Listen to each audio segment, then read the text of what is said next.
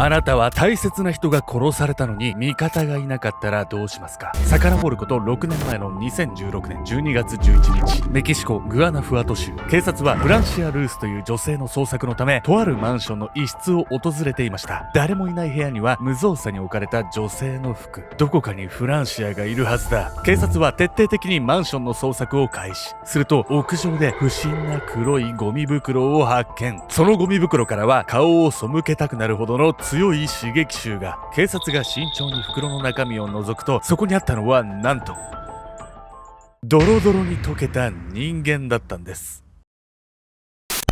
あまりにも無残な姿で発見されたフランシア。しかし娘を殺された両親の戦いはまだ始まったばかり。遺族を地獄へ落としたのは女性警視に毒されたまやかしの正義だったんです。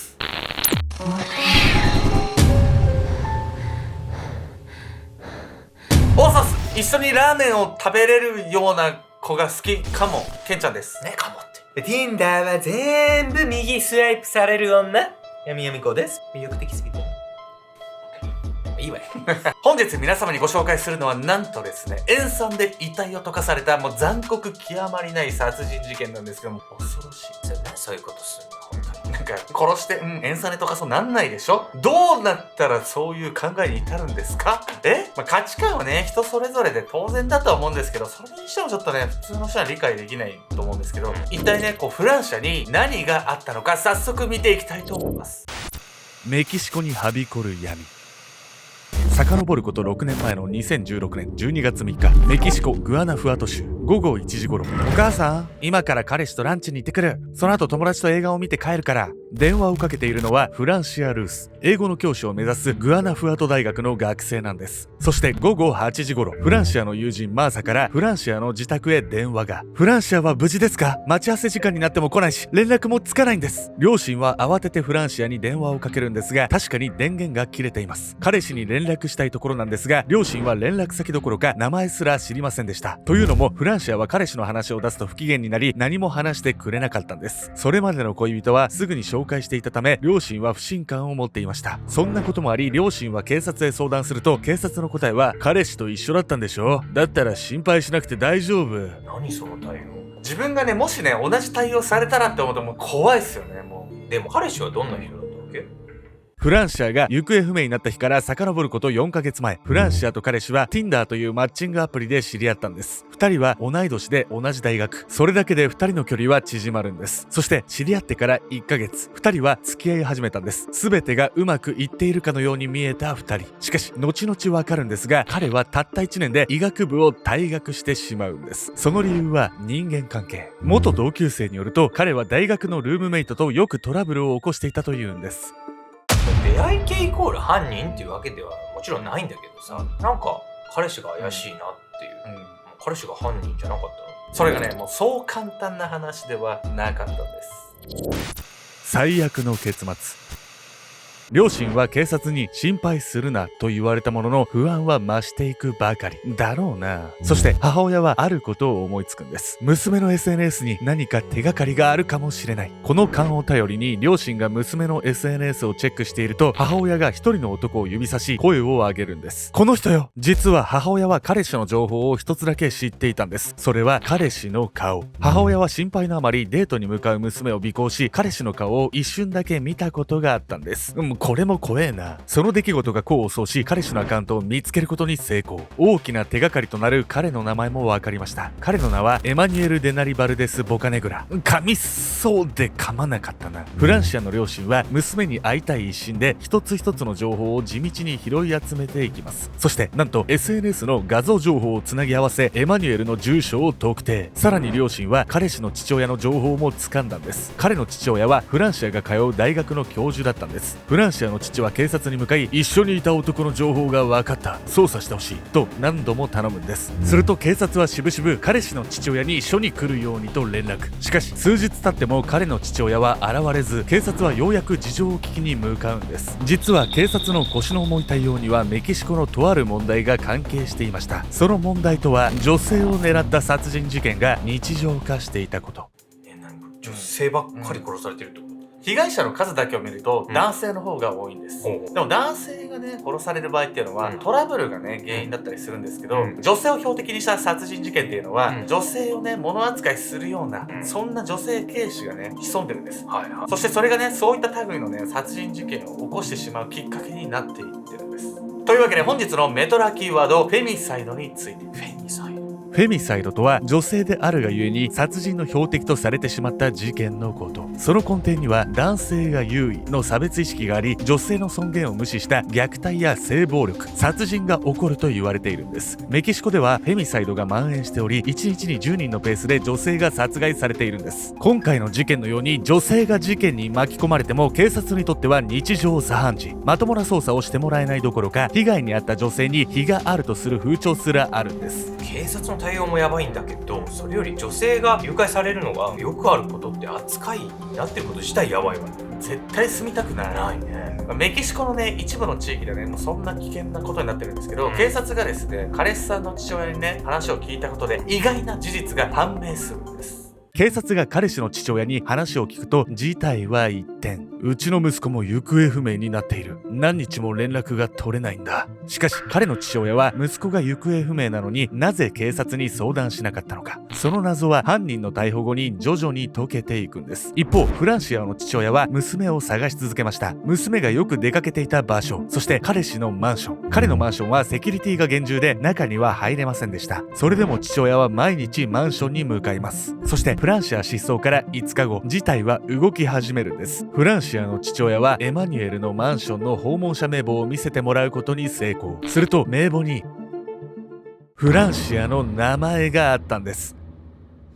フランシアが失踪した当日、彼女は確かにこのマンションを訪れていました。そして重大な事実がもう一つ。フランシアは彼氏の部屋に入ったまま外に出た記録がなかったんです。この事実を知った父親は警察へ話すんですが、対応は冷たいものでした。フランシアの失踪から7日後、フランシアの父親は胸が張り裂けそうな衝撃に襲われます。なぜならエマニュエルのマンションの前にたくさんの警察官がいるのを見たから。まさか一番見つかってほしくないものが見つかってしまったのか。そう考えただけで父親の目からは涙が溢れ出してくるんです。父親は恐る恐る警察官に何かあったのかと尋ねました。しかし何も教えてもらえません。今すぐにでも真実が知りたい。だけど真実を知るのが怖い。こんな状況で父親にできることはただ一つ。決して希望を捨てないこと。父親は手に持っていた娘の写真を見つめ、情報提供を呼びかけるチラシを投函し続けるんです。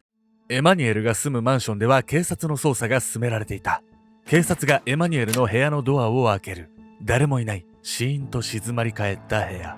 警察は注意深く部屋全体を見渡す。あれはなんだ？警官が指を指した先には無造作に置かれた女性の服。それはフランシアが行方不明になった日に着ていたものだった。どこかにいるはずだ！探せ！警察たちは一斉にマンションの捜査を開始。すると屋上捜査していた警察官が不審な黒いゴミ袋を発見。そのゴミ袋からは顔を背けたくなるほどの刺激臭。恐る恐るゴミ袋を開けると、袋の中身は人の原型をとどめていない塩酸でドロドロに溶かされた遺体が。翌朝、フランシアの父親は長官の一面に目を落とす。これは娘のことなのか。心の支えにしてきた小さな希望が一瞬で砕け散った。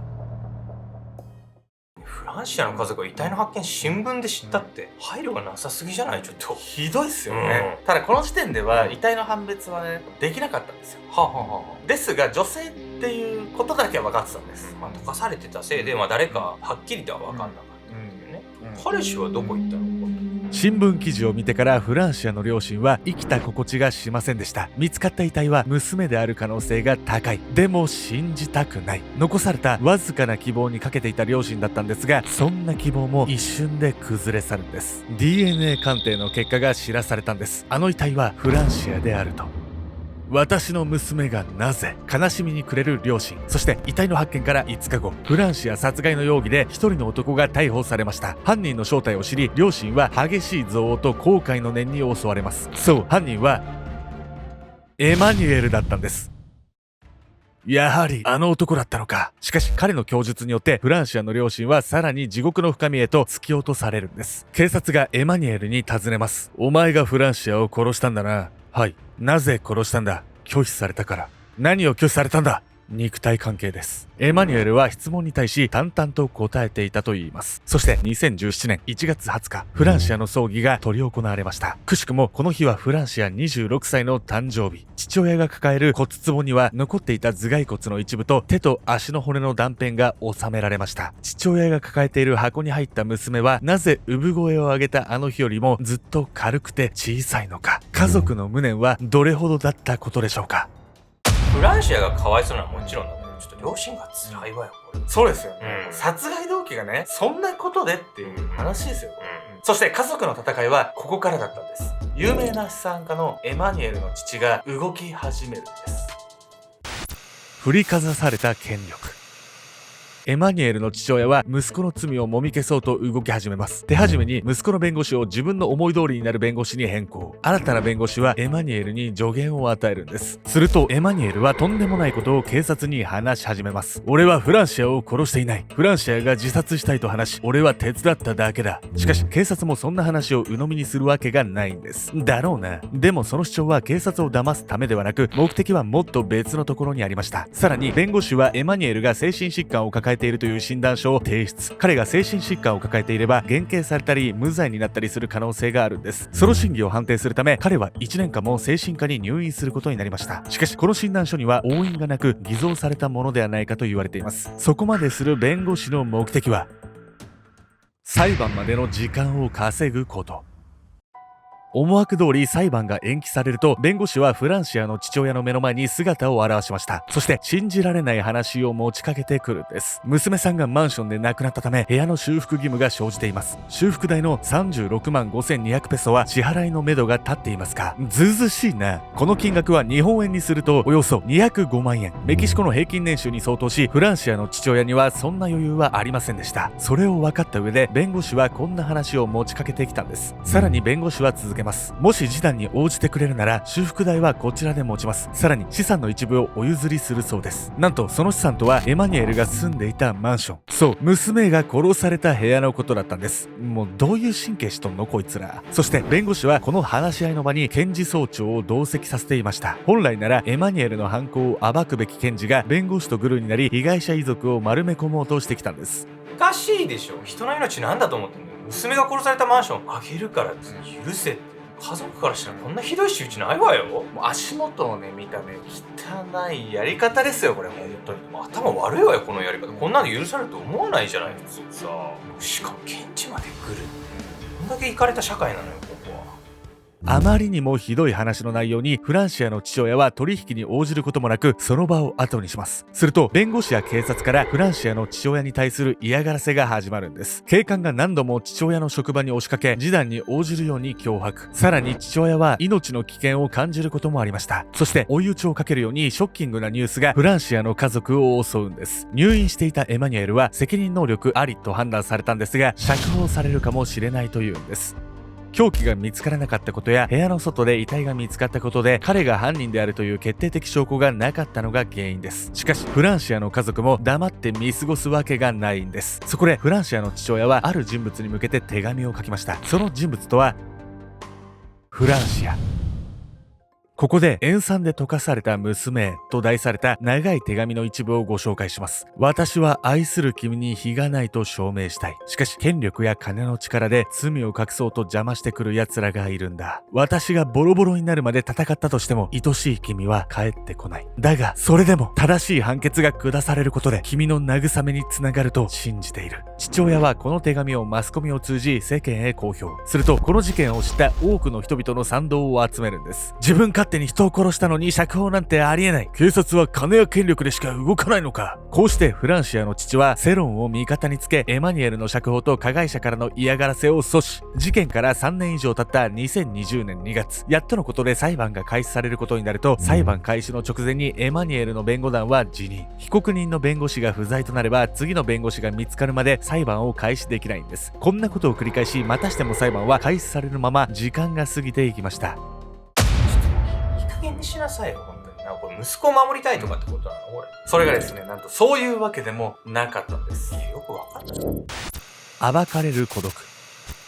2020年4月25日、やっとのことで初公判が開始。あれだけ息子の犯罪をもみ消そうと奔放した父親は裁判には出席せず、エマニュエルに同行したのは国が用意した弁護士1人だけ。そして3時間足らずであっさり判決が下るんです。エマニュエルに下された判決、それは懲役60年でした。